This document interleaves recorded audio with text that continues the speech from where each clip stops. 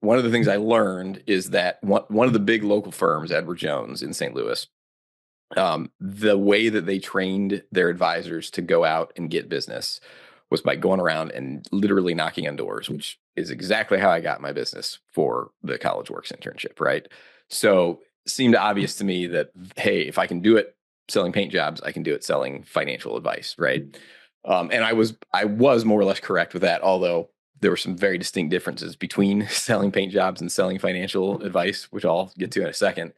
But I was probably going to end up at Edward Jones anyway. But then purely coincidentally, my largest job that summer was for the wife was a general partner at Edward Jones and the husband was a financial advisor at Edward Jones.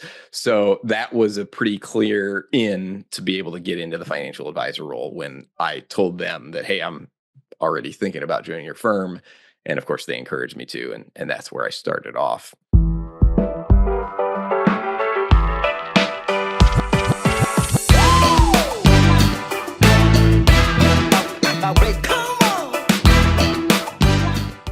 Welcome to the Edge of Excellence. I'm your host today, Sean Phelps, president of College Works Painting, and I'm super excited to be connecting back with one of my old colleagues at College Works, Dave Foster. Dave has an awesome career story to tell us about his career in finance, and from working in large corporate world of finance with Edward Jones to transitioning through a couple opportunities into his own wealth management firm now. And he's going to tell us about what it's like to be a financial advisor, how he had the confidence, skills, and steps he took to go out on his own and run his own successful practice. And Dave, super excited to reconnect with you. We're kind of in similar stages of life now. I think you've got 3 kids. I do. Yep. I've got 3 kids. Life is very busy. You mentioned before the show we were talking, you got a baseball game to coach tonight. I think I've got a track meet tomorrow, a soccer game after that, another soccer game after that. And then, we're in that stage of life of trying to be successful business people, dads, hopefully role model to younger people that want that kind of lifestyle and want to focus on all those goals. And that's something I'm super excited to talk to you about today, is how you've, developed a really successful career in a way that, matches the lifestyle you want to have and kind of your version of the American dream, which is incredible. So we got to start with, tell us about your definition of excellence. How do you define excellence? Yeah, well, first of all, thanks for having me on. It's good to see you again. We worked together, like 18 years ago, I think, at College Works, which just feels like a lifetime ago because it was for probably a lot of people who are going to listen to this. But yeah, good to be here. So my definition of excellence, I'm not a big fan of trying to distill wisdom into just a few short words, but for the sake of the exercise here, here's how I would describe it is living a well-rounded life in service of others. I went to St. Louis University, and one of the things they preach and the Jesuit schools tend to preach is the idea of men and women for others. That was kind of their tagline, right? And it was one of those things where I went to St. Louis University in part because I like that mission, and I think being there also imparted that mission upon me. And I think that we're all better off if we focus on how we can help others, and ultimately that's going to come back to us. Awesome. So excellence requires not just focusing on yourself. It requires focusing on how you can better the lives of others, your friends, your family, your community, your colleagues, your clients. Just what can I do for you is how you define excellence. Exactly. Awesome, man. So tell us about your early days. You mentioned St. Louis University. You mentioned, kind of looking for meaning and a mission of where you want to go to school and things. What were you doing, and how are you, picking a major and picking a career focus and figuring out what you wanted to do? Yeah. So I don't know that I knew when I started college exactly what I wanted to do. I knew sort of vaguely that I wanted to do something in the business world. My dad was the CEO of a animal feed manufacturing company back where I'm from in Quincy, Illinois. And so, I looked up to him and admired him, and I saw him doing businessy stuff. So I wanted to do businessy stuff. Right. And I didn't know what that means or what that meant at the time. Still not entirely sure that I do. But I entered the business school at St. Louis University, and I started out as a double major in marketing and finance. I liked math. I liked numbers. I liked money. All that stuff sounded interesting to me. But I also thought I might have some talent for selling that sort of thing, which is what where the marketing comes in. And so that was how I chose those things initially. Didn't have a great sense of what I wanted to do with that right away. I think what crystallized for me in terms of the path to becoming a financial advisor is I will never forget. I had a professor, an accounting professor, my sophomore year, who would take one class period out of every semester for every class that he taught, and he would do what he called a personal finance day.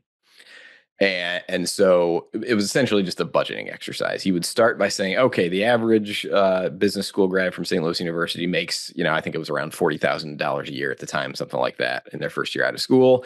So I'm going to assume we're making $40,000, and I'll subtract taxes from it. And then this is how much we're going to have every month. So you guys tell me how much you want to spend on rent, how much you want to spend on going out, how much you want to spend on clothing, how much you want to spend on food, whatever, right?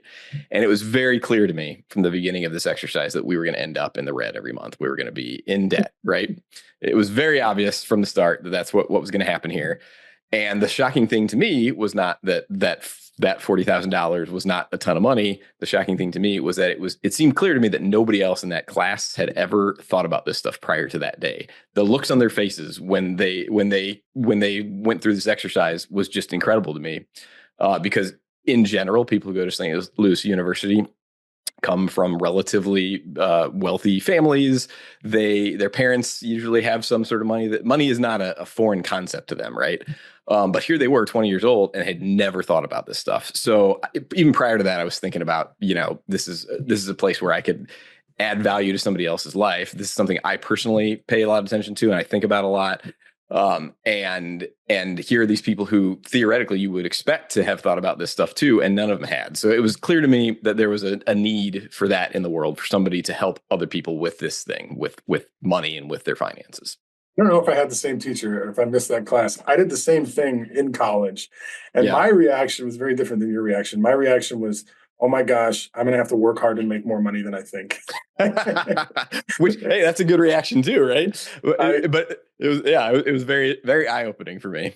It's like, oh, wow. And we talk about this with some young people, that you go through this stage of, when you're 15, 16, 17 years old, $5,000 to $10,000 of disposable income from, mowing lawns or a summer job or a part-time job during school is like $1 million. I mean, there's Right. so much, disposable income you have in your budget, because it's all disposable income, like 100%. Right. It's assuming you're living in your when you have no house. expenses. Yeah.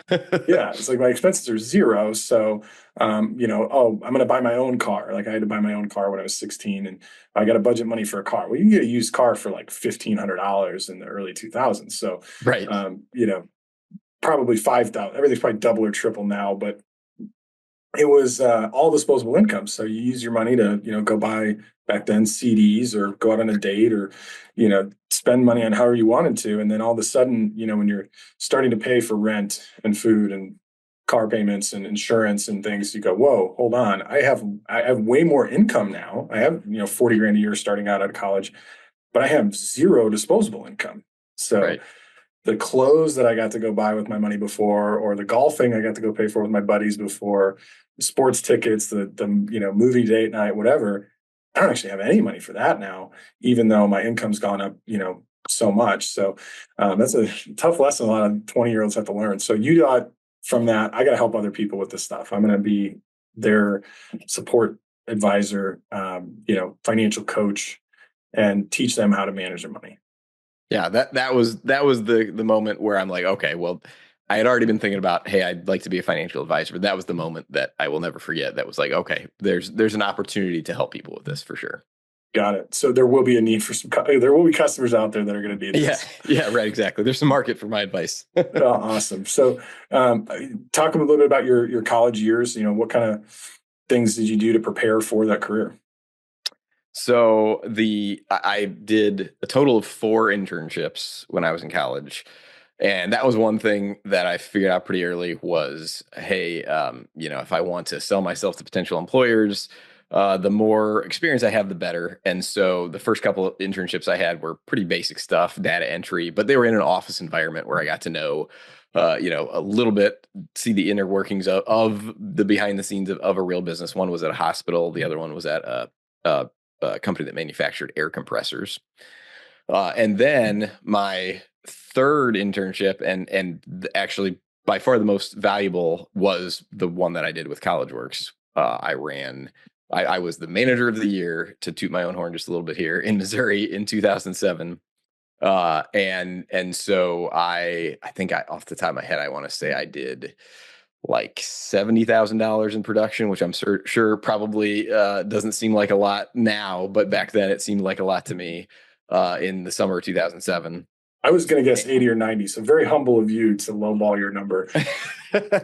Yeah. And so it was just a really fantastic learning experience for me. And I promise that Sean did not tell me to say that on the podcast. And I genuinely feel that way.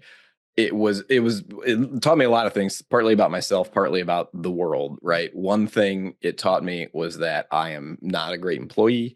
And what I mean by that is I knew I was going to have to work for myself, because I like to be able to call the shots without having to worry about politics, right? I'm not somebody who does well with the typical corporate politics environment.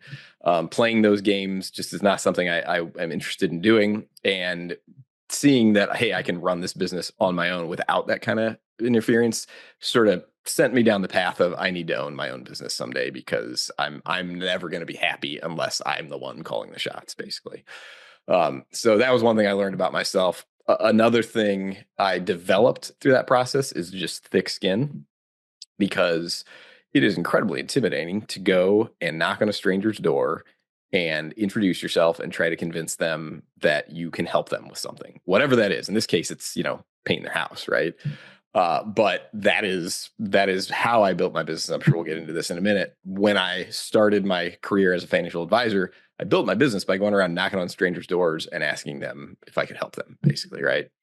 And so just the tremendous amount of failure you have to experience in order to experience success is a good lesson for any role, whether it's sales or something else, right? But learning that failure is not a failure. In fact, failure is necessary if you really want to succeed in whatever it is in life, right? And so those are the two big lessons I took away from the works experience, was just developing that thicker skin and understanding, hey, this is something I can do on my own. I don't need somebody else to tell me what to do. I've got my own motivations to be able to do this sort of thing. I've got a lot to unpack there. Like, not a lot of people did 4 internships. So yeah. Where was this like drive to go, I'm going to go do internships? I'm not just going to go, take the summer off or relax or take a summer class. Like, I'm going to pack my college career with all this work experience. Like, where did that drive come from? It wasn't really something I thought that much about, to be honest. Like it was just, hey, I'm going to have to do something over the summer, right? I'm going to have to do some sort of job. And so I could, do some sort of, like the summer before I started college, I was a janitor at an elementary school, right? And I'm really glad I had that job too, for various reasons.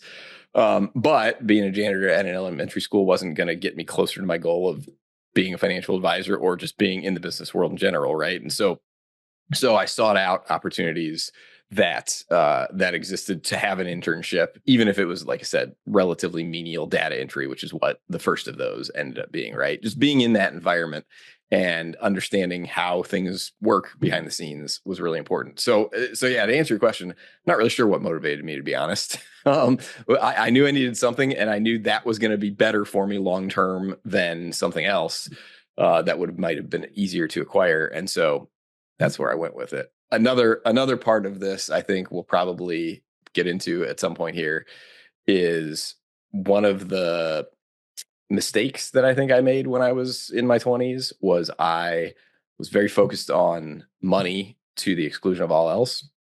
And that kind of came from this scarcity mindset I had, where I was just constantly worried about the future. And one of the things that's great about that mindset is it gets me to think about the future, which is really important if you're a financial advisor, and it is your job to help other people plan for their futures, right?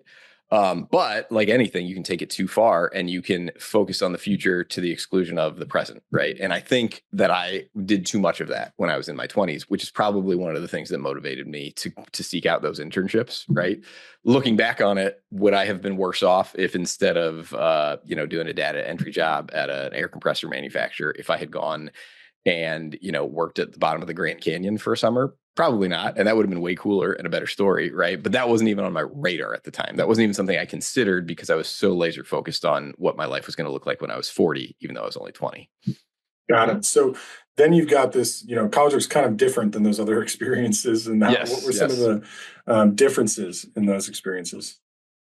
Well, I mean, College Works is called an internship, but if you lump all of those experiences I had into the same label of internship, that does them a disservice because they were very different things, right? Um, you're you're being taught to run your own business, and you're largely left alone, or at least I was. That was my experience. They College Works and the people who were mentoring me, including you, right? You guys gave me the tools that I needed to succeed, and you more or less got out of my way. I don't really recall anybody saying, "Hey, you have to be out here doing this." It was just you guys sought out people who were already self motivated and gave them the tools to succeed. And so it's very different from the other internships where somebody was giving me a task and I was having to follow through on the task. You guys just said, "Hey, here's how you build a business. Go out and do it." And so that's what I did. I'll never forget the very first doors that I knocked on. I had to drive around the block for, I don't know, at least 20 minutes to get up the courage to go knock on my very first door. It was Mardi Gras weekend in St. Louis, which is a big deal in St. Louis. So I was not participating in the festivities there. I was going out and knocking on doors, and it was snowing. It was February something. I remember it was snowing. It was freezing cold, and I was terrified. And I just went and did it, and it was terrifying the first time, and then it was a little less terrifying the second time, and a little less terrifying the third time, and eventually it was just normal, right? That's awesome, man. So then you transition from that into the financial world. So let's talk about that. How did you figure out? You talked about how you decided you were interested in being a financial advisor. How did Yeah, you kind of find the opportunities in that world and pick how you were going to start that path? yeah. So I one of the things I learned is that one of the big local firms, Edward Jones in St. Louis, the way that they trained their advisors to go out and get business was by going around and literally knocking on doors, which is exactly how I got my business for the College Works internship, right?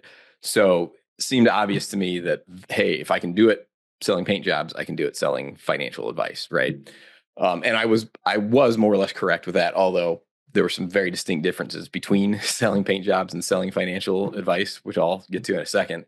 But I was probably going to end up at Edward Jones anyway. But then, purely coincidentally, my largest job that summer was for the wife was a general partner at Edward Jones, and the husband was a financial advisor at Edward Jones. So that was a pretty clear in to be able to get into the financial advisor role when I told them that, "Hey, I'm already thinking about joining your firm," and of course they encouraged me to, and that's where I started off. Um, when I actually started that job and I went out knocking on doors, one of the things that I found is that when you get rejected from somebody who you're selling a paint job to, they're mostly not really rejecting you. They're rejecting the idea of a paint job, or maybe even they're rejecting the price that you're going to charge them for a paint job. But when you're selling a service that is essentially you, right? Then when they reject that service, they're essentially rejecting you, or at least that's the way it feels, right? You can argue that's not actually the case, right? But that's the way it feels. And so it was way harder to feel that pain of rejection when it was you they were rejecting rather than the paint job. And that was something I didn't expect and totally underestimated. And so I still did it. I think I estimated over the course of 5 years, I knocked on like 30,000 doors or something like that to build my business at Edward Jones. Um, but it was Marketing way, lesson, by the way, for those of you, not super familiar with St. Louis or super familiar with yeah, Edward Jones. Edward Jones has buildings all over St. Louis, giant buildings, Edward Jones at the top. The Rams used to play in the Edward Jones Dome. I mean, they got publicity all over. A bunch of people in St. Louis work there. It's not just, they don't just have financial advisors there. That's like corporate headquarters, right? yeah, exactly. So there's a lot of people in St. Louis familiar with the brand. And you went out and knocked on doors to get customers. You didn't just Yeah. wait for, oh, people went to a Rams game and they saw that we sponsored the stadium, so they should call us up and ask us to be their financial advisor. You had to go get clients, even in an environment where like they're one of the biggest firms in town. Yeah, absolutely. Yeah, no, it was. And this is a larger issue with the financial services industry generally. I don't know how far off on a tangent you want to go here, but if you imagine, um, a doctor who trying to get patients, and you imagine a doctor trying to go out and ask a bunch of random strangers if they need medical advice, right? That seems preposterous. How's your knee? Yeah, right, exactly, right? That seems very silly, right? And part of the reason that seems silly is because the medical profession has been professionalized. So the barrier to entry to be able to call yourself a medical doctor is very high. If you are talking to somebody who is a medical doctor, obviously there are better doctors and worse doctors like everything else. But even the worst doctor knows a ton of stuff about medicine, right? And they do because there are minimums, there are minimum standards of education that they have to acquire in order to be able to call themselves that. That does not exist in the financial advice space. The barrier to entry to be able to call yourself a financial advisor is so embarrassingly low. You could go this weekend and take an insurance licensing exam and pass an insurance exam on Monday, and on Tuesday order your business cards that say financial advisor on them, right? And you wouldn't know anything more than almost anybody else about financial planning and investment management, right?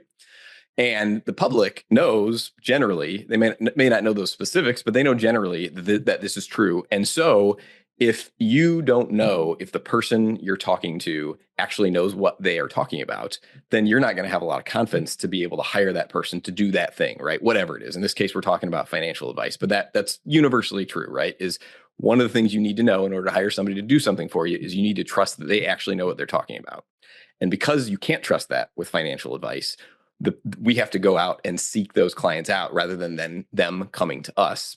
That's not, of course, not universally true. There are some people who are actively seeking financial advice, but it's not like medicine or even like law where that's the case. And so that's why I had to go knock on 30,000 doors, and they weren't just coming to me, even though I worked at Edward Jones, right? It's an industry issue, and the fact that the public doesn't trust us because we have earned the right to not be trusted because of those low barriers to entry. So tangent over. No, it's an awesome lesson for marketing because, you think as a kid, you think marketing or going to college marketing, like we'll just have a Super Bowl commercial and then everybody will just line up outside the door to buy the stuff. And in fact, there's a lot of, business case studies you do in undergrad or did an MBA, and it's all the business case studies we'll solve all these variables and then the customers just buy it. Like, Yep. not usually. Somebody's got to Yep. go out there and talk to the customers. Somebody's got to go market the thing. Somebody's got to go knock on 1,000 doors this year to find the customers, or various other forms, right? Networking, events, social media, whatever the other email outreach things they're doing. But they've got to put themselves out there. So that's an awesome lesson for everybody that's interested in starting a business. But you build up all these clientele, and you're with Edward Jones, and then at some point along the way decide or are inspired or think I'm going to go start my own firm. So talk a little bit about that journey from Edward Jones to your own independent financial advising firm. Yeah. So I knew pretty early on that Edward Jones was going to be a temporary place for me. It was pretty clear that the way they encouraged you to do business was not the way that I wanted to do business. And just like I was talking about earlier, where I don't like being put into a box where somebody from on high tells me how to do things. And so I knew early on it was just a matter of when and not if. And the catalyst for me to make the move from Edward Jones to my own independent practice was so I started at Edward Jones in 2008. And in early 2014, we found out that my wife was pregnant with our first kid. And I kind of figured out at that point that it was going to be really challenging to do what I wanted to do in terms of taking time off when my son was born to be able to hang out with him and help her around the house with the way that Edward Jones ran their paternity leave program. Basically, I wasn't going to be able to continue servicing my clients and be home. It was one or the other. That was the gist of it. And so that was to me, that was the clearest indication that, all right, now's the time to make the move. So in April, almost exactly 11 years ago, April of 2014, I resigned from Edward Jones and I began the process of transitioning my clients to a firm called Cornerstone Wealth Management. And Cornerstone is a firm that is essentially an aggregator of financial advisors. A lot of financial advisors will affiliate with them and use Cornerstone's back office and their record keeping and compliance, and then they are able to independently manage their own book of business, right? And so that's what I did when I left Edward Jones, went to Cornerstone. I had about 150 households that I worked with at Edward Jones, and I intentionally did not bring all of those clients with me. I wanted to narrow my focus on the clients that I worked best with, and so I brought about 75 or 80 of those households with me. And I only had one client who didn't come with me that I wanted to come with me at the time, and he ended up coming with me about 3 years later. So, in retrospect, that transition went really smooth, but at the time, it was incredibly stressful because Edward Jones, when you start working with them, you sign an agreement that basically says, "Hey, these clients are not your clients; they're Edward Jones clients." And so I couldn't let any of my clients know before I left that I was leaving, because if I did, I would have been in very clear violation of that contract that I had with Edward Jones. And so I hoped most of my clients would come with me, but until I actually made that transition, I just didn't know. So it was incredibly stressful trying to wait and see, are my clients actually going to follow me? And turns out they did. And it worked out great. But those 3 to 6 months when I left were incredibly stressful, and would have been even if I wasn't about to be a dad for the first time. But you add that on top, and by the time he was born in September of 2014, I was basically done with the transition, and I knew at that point that it had gone well. So that made that whole process, way better than it otherwise would have if I was still stressed at Edward Jones. Yeah, and that's pretty true of the whole finance world, right? Like every financial advisor is going to encounter that working at a big brand, that their clients aren't their clients, right? Yeah, I mean, different firms are going to handle it in different ways, I imagine, and I don't even know if that's how it's still handled at Edward Jones, because like I said, it's been over a decade ago. But yeah, in terms of who owns the clients, if you are a W-2 advisor, meaning you are an employee of the firm, it's in most cases it's going to be the firm. Edward Jones specifically is a little more aggressive than most in preventing the clients from leaving. There's this thing called the broker protocol, and I won't go get too far into the weeds on this, but basically there are a bunch of firms that said, I don't know, 20 years ago or so, hey, we're all just suing each other all the time for taking each other's clients. Why don't we stop doing that? Because we're just wasting all of our money on attorney's fees. And so they laid out specifically what an advisor could do if they were transitioning from one firm to another. They could take, names and phone numbers and email addresses with them, but they couldn't take, specific client information like account numbers and stuff like that. But Edward Jones is not part of that broker protocol. And so that made the transition even more difficult. Got it. And then eventually that led to Gateway Wealth Management. So tell us about building that brand. Yeah, so Cornerstone allows its advisors to do their own branding. You don't have to use the Cornerstone branding. And initially, when I came over, I just used Cornerstones because I wanted to do this quickly, and I wasn't going to have months and months to set up a brand, right? So for the first 5 years or so, I used theirs, and then transitioned to Gateway Wealth Management in, I believe, 2019. And initially that was just a branding marketing thing. But then eventually, about 18 months, almost 2 years ago, I then separated from Cornerstone and formed my own registered investment advisory firm. And that transition was incredibly easy because in that scenario, I was able to talk to all my clients beforehand. And it was really just a matter of moving my clients from, in this case, LPL Financial to Charles Schwab as the custodian, but everything else stayed the same. And Gateway has been what I've used as my branding and my marketing for the last 5-6 years now. So what type of finance college student that's interested in being a financial advisor would you think be best attracted to that kind of path? What kind of values, goals, career objectives would somebody want to have to follow in your footsteps? So it really depends on what type of financial advisor they want to be. And what I mean by that is, when I started doing this, 17 years ago, there really was only one path into the industry, and that was as somebody who creates their own business, right? Pretty much every organization was a sales organization. They hired advisors to go out and find clients. They didn't hire advisors to do financial planning, right? That is no longer true today. There are a lot of really great registered investment advisory firms that will hire somebody just to be a financial planner. Their job is to meet with clients that the firm sources for them and do financial planning for them, right? And so the skill sets that you need to be a financial advisor who only just gives financial advice and doesn't go find new clients are different from the skill sets of somebody who wants to go out and find their own clients, right? And so I'll tackle both of those, right? Because there is some overlap. So if you're the person who's giving financial advice to somebody, whether you created that client or not, right? Whether they were given to you or you found them, probably I would say the two most important skills that somebody's going to need are communication and empathy.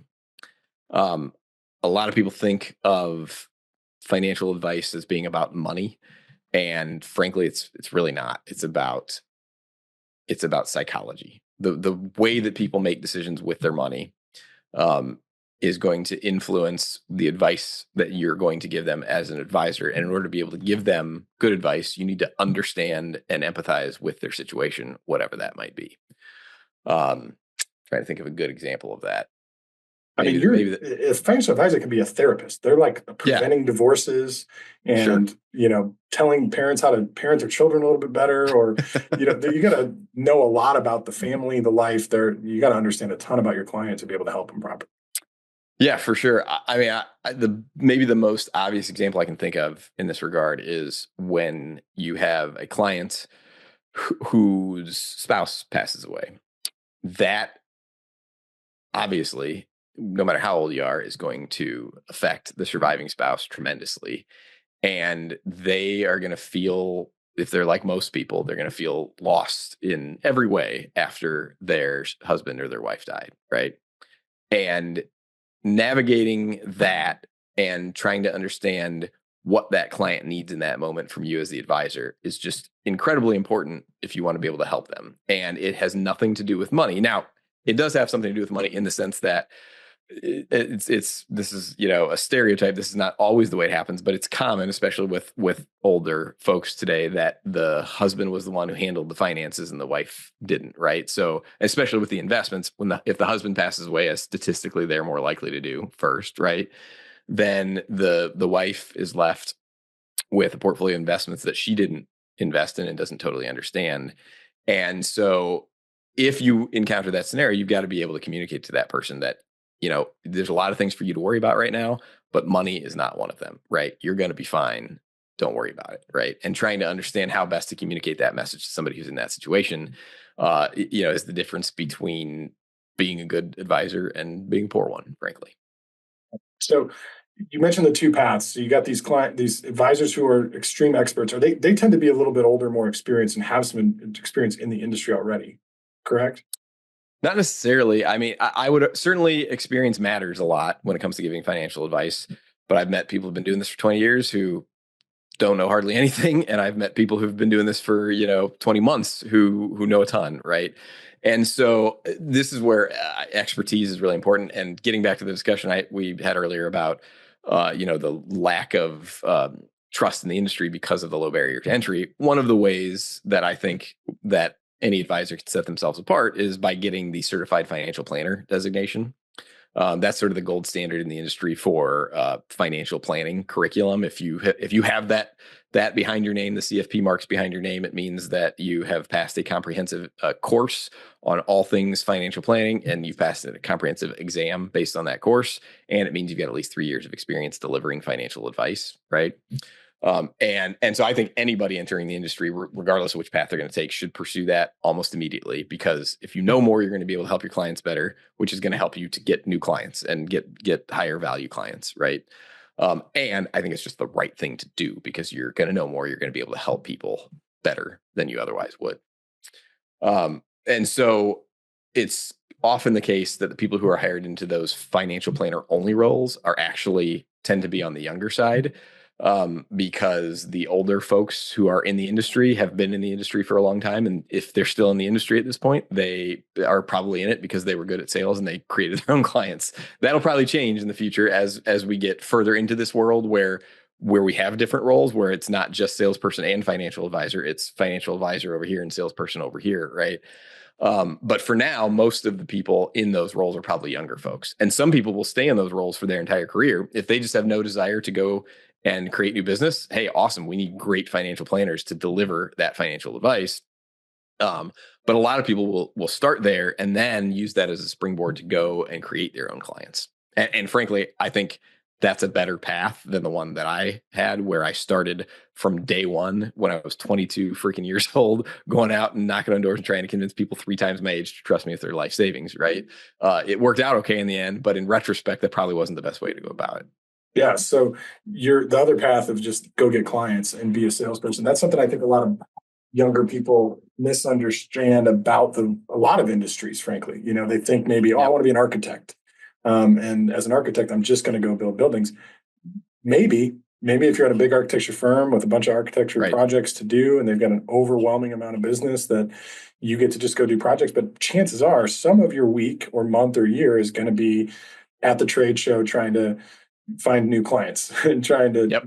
build new clients out. And then especially if you're going to be your own architectural firm, you Yep. will have to get customers, right? You're in the average, I think, self-employed business owner like that, even with that high area expertise, a therapist, an attorney, and an architect, is like 2/3 of their, or 2 out of 5 work days, Monday and Tuesday, are going to be getting customers. And then Yeah. Wednesday, Thursday, Friday is doing the thing. So, for finance, it sounds like it's more of a changes over time in your career. For your Right. career specifically, it's like 5 days a week is getting customers for the first 5 years, and Yep. then now you're at the point where it's like, okay, 4 or 5 days a week is just helping the clients I have.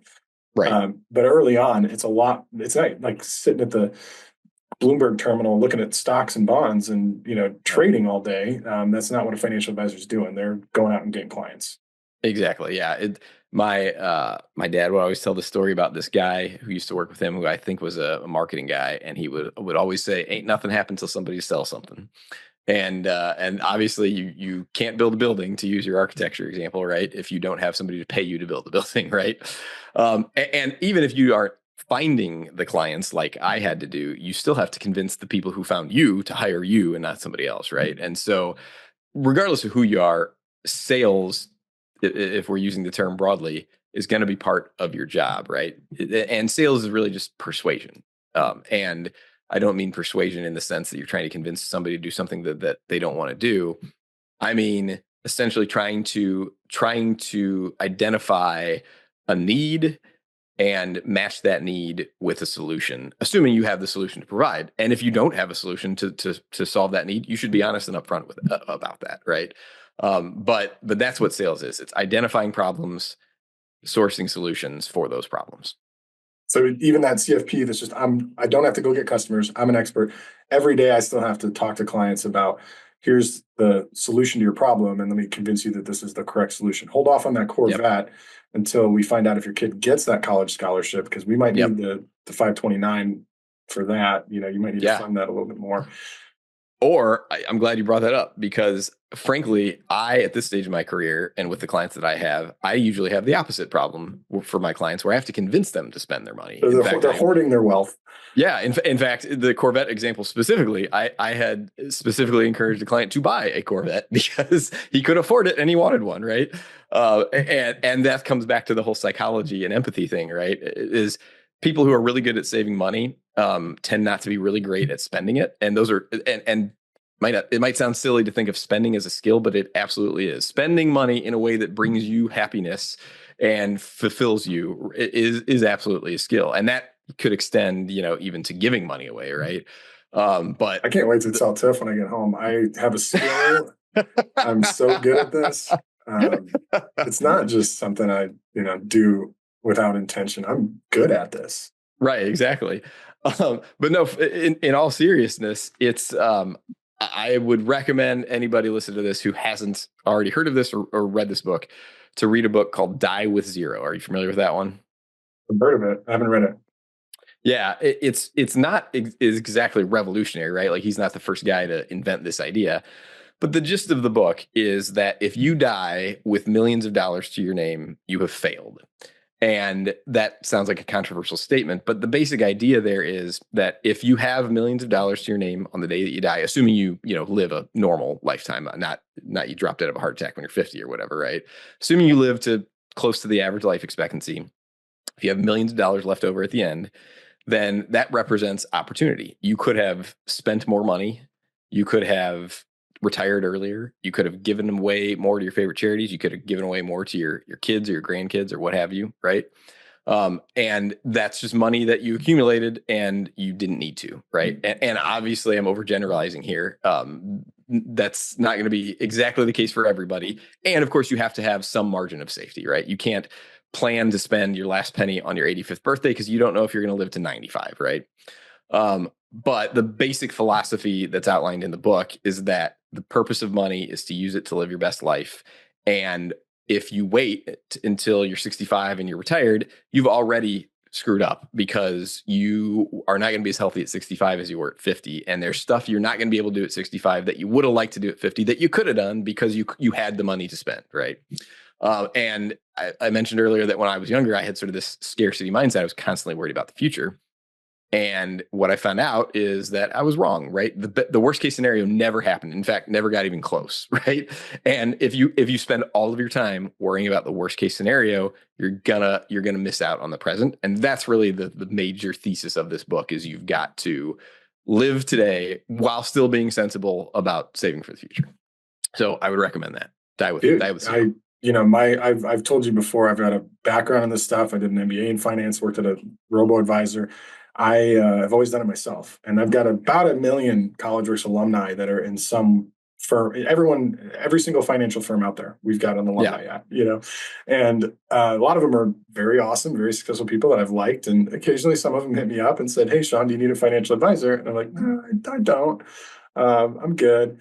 And I think they always assume that like, oh, I must have a different one, some other alumni that. Sure. But I just never had because I didn't want to pick favorites and couldn't decide between this person, this person. I just did it always myself. You're doing a heck of a sales job on me of, I like this mentality. Let's go, why work just to accumulate? You got to enjoy it too. And plan the timing of, how you want to support your community, your church, your kids, your all that stuff, Right. do that while you're alive. So I'm compelled by this idea. Yeah. Well, it's, I haven't met anybody who has outright disagreed with the concept. You can quibble with the particulars, certainly. Maybe not zero at the end. Yeah. Yeah. Right. But and again, even in the book, it's a provocative title on purpose, right? They write book headlines to sell books, not necessarily to communicate the information that's inside of the book, right? So yeah, obviously he acknowledges in the book, you got to have some margin of safety because you have to account for the uncertainty of the future. But it's really more about the philosophy, about how you think about money. Got it. Awesome. So how is it different than what you expected? How is the career of helping people with their finances, maybe I think we've been talking about it a lot already of it's more relationship and empathy based, and it's not just looking at the stock market, and it's not just making a monthly budget and combing through their credit card statement and labeling things as, entertainment or needs and wants. It's, a lot more interpersonal, but what's different about it than even as your career's evolved and you realized? So and we talked a little bit about this before we started hitting the record button here. But a lot of people get into this business because they want to help people. I even told the story about these college kids who had no idea that they were about to be in debt if they spent what they wanted to spend, right? Um, and uh, and so I didn't totally understand when I first started at Edward Jones exactly how I was going to make money and who was going to pay me and how I was going to be helping them, right? And what you find out relatively quickly in this business is that if you want to run a profitable business, and obviously it has to be profitable, otherwise it ceases to be a business, then you just over time, you have to move up market. You have to work with wealthier and wealthier clients if you want to grow. And there's nothing inherently wrong with it, about that. Like wealthy people need great financial advice too, right?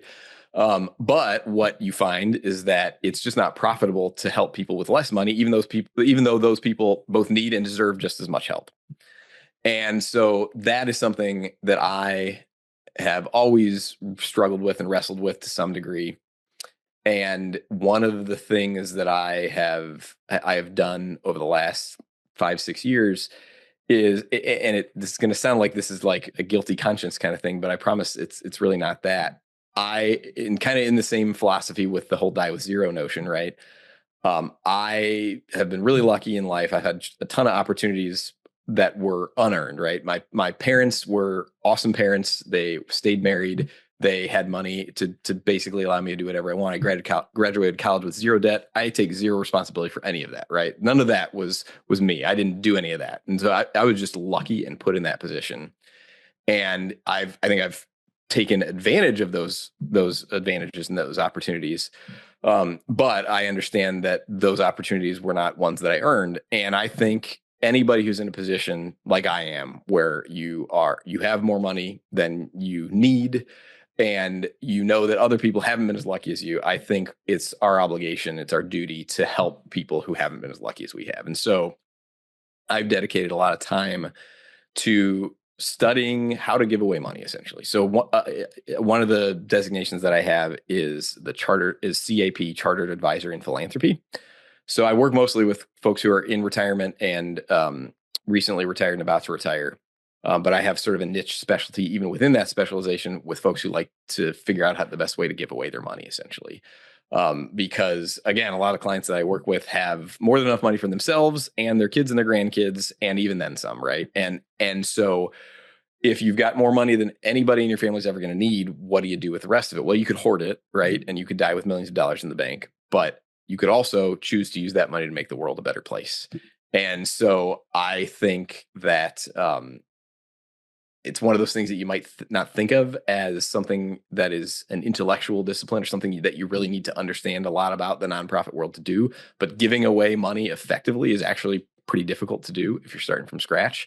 And so anyway, so that's one of the things that I have spent a lot of time trying to understand and researching so that I can help. Primarily, this was motivated by helping me to figure out how to give away my own money. But now I've been able to use that to help my clients give away their money in a meaningful way.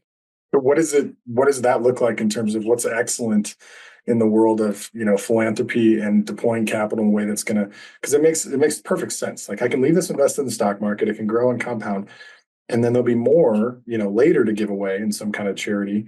But Sure. If I give it away now, there's a compound effect, right? Somebody Sure. that gets helped by that now in 20, 30 years, their family's in a better situation. The whole world's in a better situation. So, how do you find the most excellent way to deploy capital and make an impact on the world?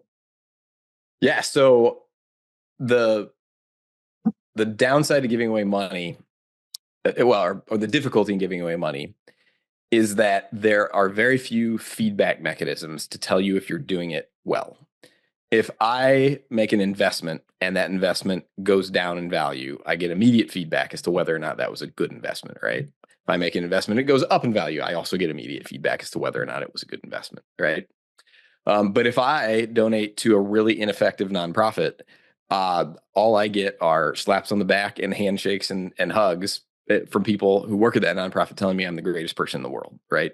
And even if they accomplished almost nothing with those dollars, it doesn't matter. I still get the same feedback, right? And so you have to be incredibly self-critical when you're giving away money because nobody else is going to do it for you. So you have to actually. I approach this in sort of from the perspective of sort of like the scientific method, right? Like have a hypothesis, test the hypothesis, see if it comes true, and then if it does, you can broaden your scope, right? So the basic idea is you want to determine how much impact am I making with this dollars, and the question you're asking is if I don't give these dollars, what will happen to this group of people? Whatever the cause is, that's the framework you should be taking. And obviously, that is really hard to measure objectively the way that the return on your investment is with an investment that you make. And so that's another reason that it's very difficult to do is that most nonprofit work, most philanthropy is just not very easy to measure. And so you've got to approximate things. So for example, there is an organization called GiveWell. Ever heard of that one by any chance? Like grade and evaluate effectiveness or?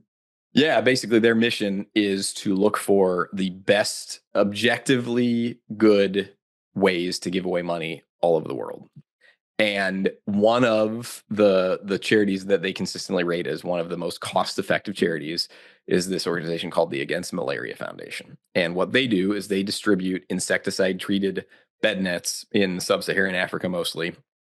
And so that families will sleep under these bed nets at night, which will prevent them from being bitten by mosquitoes, which prevents the spread of malaria, which kills like 500,000 people in the world every year. And like 300 to 400,000 of those are kids under the age of 5, right? So we don't have to worry about that in the United States. We have gotten rid of malaria for, generations now, right? But that is still one of the largest killers of human beings on the planet, right?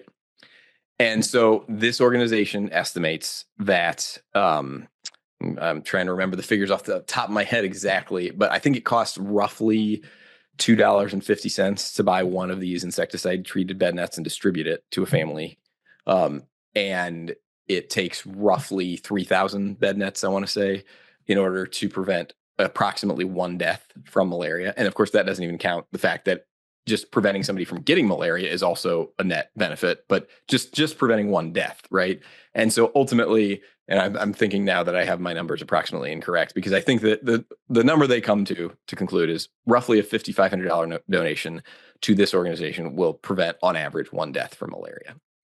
And that is incredible that you can take $5,500 and prevent somebody's death. Seems kind of impossible, I would imagine, to most people who've never been exposed to this concept before. And maybe they're not right. Maybe it's 7,000, or maybe it's 3,000, or maybe it's 10,000. I don't know, right? But the point is, there's an intervention here, and absent that intervention, bad stuff would happen to these people. What does it cost to engage in that intervention, right? That's the thinking, that's the mindset behind how I like to think about giving away money. And this, frankly, is probably a much easier one to measure objectively than a lot of interventions. But that's the approach that we should all be taking with our giving, if our objective is to do that giving as effectively as possible. That doesn't necessarily have to be your objective for all of your giving, right? Some people give money to their church because it's part of their community and that's what they want to do, right? I'm not saying you're wrong if you're not framing your giving in that objective manner. But if your objective is just, how do I donate this money to do the most good? That's how I approach it. So even somebody interested in, I would love to do nonprofit work, I'd love to make the world a better place, like there may be a place for them in a career in financial advising to go, hey, why don't you go help all these rich people do things that are good for the world? Yeah, show them what they can do with their wealth to make an impact on the world in a better place.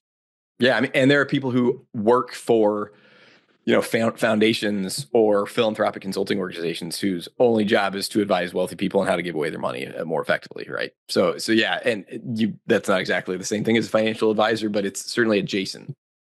Very cool. So we talked earlier about you had the experience of being in the CollegeWorks internship. So is there any specific advice for somebody going through the internship or looking at the internship that wants a career in finance, or just what takeaways did the CollegeWorks experience provide for you?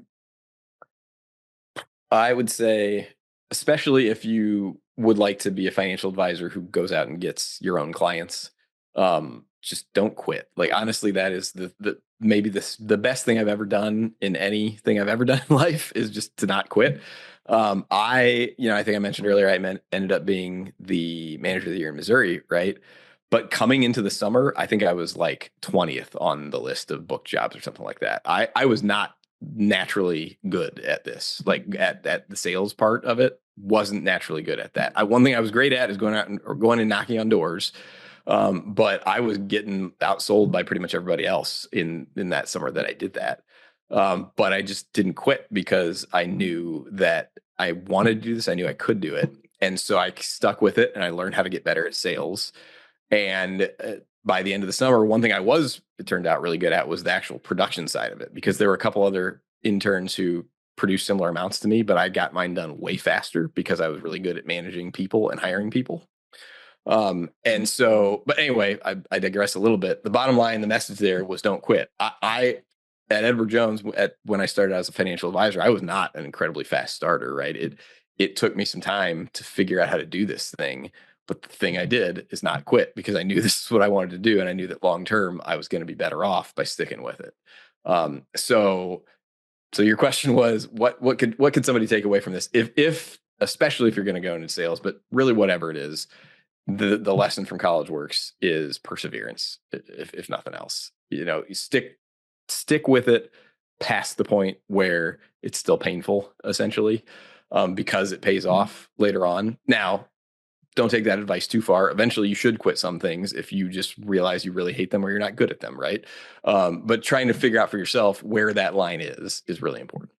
That's awesome. I have this thing I talk about where there's problems you encounter as a branch manager or college works intern, and you're in that role for the first time that feel like college works problems. They feel like, well, I never had these problems in my life until I did this college works thing. And so these are just, problems surrounding college works that when you get out of college works, you go into another career path, a different company, you go, oh, wait a minute. They still have these same problems too, right? So Yep. having too many things to do and not enough time to do them, being a college student, trying to run a business, juggle school, friendships, relationships, and just feeling super busy. That's not just a problem that you encounter, as a college student. It's a problem you encounter in your career when you're going, how am Yep. I going to handle paternity leave and my family and my career and all these clients and how do I juggle the two? And you probably have plenty of other things going on in your life too. You've got hobbies and interests and other things in life besides just work and family too. So juggling things, it could be, managing people. As a college extender, I feel like, my employees just aren't giving it their all. They're not the best that they could be. Maybe if I was in a different career, my employees would all just like show up every day, super motivated and awesome. Right. Maybe not. Maybe you're going to have that problem again in the future too. So it's just your first exposure to a lot of those problems, and Yeah. you'll kind of encounter them again in your career. And if you don't kind of fight through those learning curves, maybe you don't have to deal with them forever. Eventually, you get good at sales, you get the clients, and you go, you know what? I don't want to do that part anymore. I want to focus on managing the client's wealth. Great. But you had to overcome that hump, to get there. And there's probably people that started at Edward Jones that didn't follow the path that you followed, right? They 6 months in are like, yeah, this isn't for me. And then had to go figure out some other learning curve that they had to overcome before they got to do what they really wanted to do. So Right. that's awesome. So any other quick pointers or tips for the 20-year-olds in the audience that, figuring out their career, figuring out like max your Roth IRA, probably do that, a financial advisor. Right. I always look back and think, gosh, that summer when I was 19, if I would have just sold like 2 more paint jobs and taken all of the profit from those last 2 paint jobs and just put it in the stock market, maybe I would have picked Amazon. Maybe I would have just put it in an index fund, but heck, that would have made a big difference now. So that's one. But what other advice you got for the college students and recent college grads that are exploring their careers? So this is probably going to be a little bit unconventional, and I'm mostly talking to my 20-year-old self here. But you don't need to conquer the world on day one after you graduate from college, right? Again, I'm mostly talking to my 20-year-old self here. I was super focused on the future, and I had this list of things that I wanted to accomplish by certain ages, and it was ultimately the goals mostly revolved around making money. And even at the time, it's not like money was something I worshipped exactly, but money to me represented security. And you might think I was like from this household where money was a scarce resource and it was talked about as a scarce resource. And that is not the case at all, right? I'm not entirely sure why I felt this way at the time. But I did. And looking back, I missed out on a lot of stuff that I could have done differently in my 20s. Like, something I think I would have loved would be to like go in the Peace Corps for 2 years and travel around the world and live, in dirt poor conditions and help people around the world, right? That would have been a tremendous experience that I can't do now because I have 3 young kids, and a wife and a career, right? I don't have the opportunity to do that anymore. I could have done that when I was 22. And so I'm not suggesting that everybody should do that, but the world will not be over when you're 30. You're still going to have plenty of time to figure it out. So if that is the sort of thing that you feel like you want to do, is to have those experiences before you go take on the world, listen to that instinct. So yeah, that's my 2 cents. Fantastic. So chase excellence over the long haul. You don't have to accomplish it in one day. You got time Yes. to try some different versions of the path. And don't sit at home and do nothing. Find Oh something yeah, to go do. absolutely. Yeah. I didn't say I should have, sat on my couch eating Cheetos playing video games. I'm imagining things that I could have done that would have been very different than pursuing the path that I did. And that path would have still been open to me if I had, for example, joined the Peace Corps for 2 years. I still could have come back and probably been a financial advisor, and I probably would have been a much better one from the start if I had done that, right? So, doing something like that, and again, that's a weird specific example, but doing something like that is not necessarily a bad idea, even if you also want to conquer the world, quote unquote, right? Awesome, man. Well, I appreciate you having a time to take out to join the show today. I'm super excited to hear that you're on the right track. Your career is doing really well. That colleges helped played a role in that, but also that you got it done. And I think the college internship doesn't make somebody successful. We just have successful people who use the experience to learn things that they want to learn. And they were going to be successful, whether they did this or not. This is their chance to hone certain skills, work on things, test themselves, prove something to themselves or others, or build their resume or earn money to pay for school. But it's not going to make them successful. They're going to make themselves successful with the Totally. persistence and dedication to it. As in anyone in any career is going to need to be successful in their career. So really excited to hear about your how you've carved your own path in the financial advising world and developed your niche and become excellent at a particular type of role that you serve for your clients. And yeah, maybe I'll become one. Thanks for joining the show, Dan. Hey, pleasure to be here. Thanks for your time, Sean.